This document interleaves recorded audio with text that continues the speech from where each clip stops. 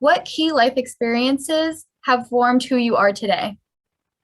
I started off my world in theater as a performer. Like that's what I thought I was going to do with my life. And one of the most interesting moments, turning points of my life was I worked for a museum in Newport, Rhode Island, one of the houses. And what made that house very special was it was a living history museum. So the house itself was a museum, but also the people who were inside were characters from the turn of the century. And so I made the clothes for them. And it was in that day that I realized if I want to do this for a living, I need to get more training, right? I need to go back to school.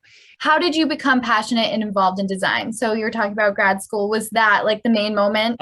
Once I acknowledged that it was deeper and bigger and the intellectual investigation was exciting and important as well, that was when my passion started to develop into something more than pretty clothes, nice furniture, into the true idea of design. So what are some of those core values that reflect in your practice? That when we talk about design, we have to be incredibly comprehensive of the skill that goes with it, right? I have trained myself to not be just a designer in a sense, but I'm also a maker, right? That creation is very important to me. That's how I design. I design as a creator. What is your design process into your final product? The idea of reading the play, incredibly important because that offers the information. Once we read the play, we need to have conversation. Then from there, we need to do research. Then we need to take that research, we need to take those conversations, and we need to continually do that. I need to read the play again.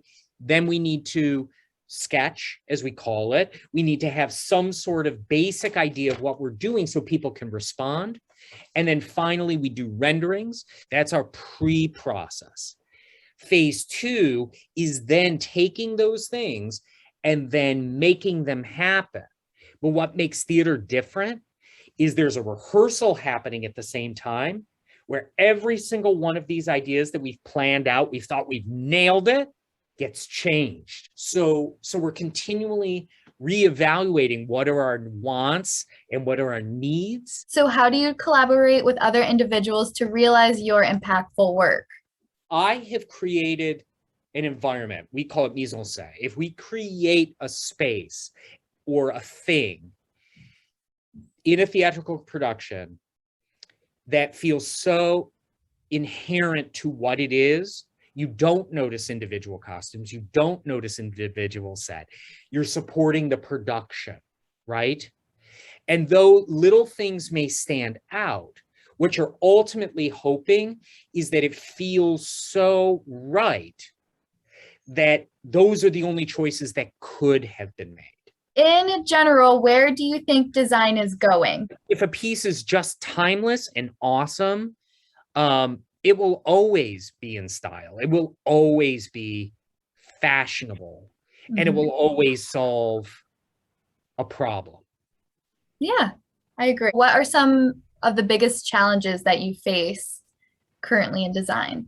We used to have a culture of availability of products that for design would be accessible to us. And because most of those places have moved to an online market, we don't have access to those in the same way that we used to, right? Like, again, as somebody who builds things from textiles, I need to touch them. Okay, and then the last question is, Yes. What advice would you give to a young student?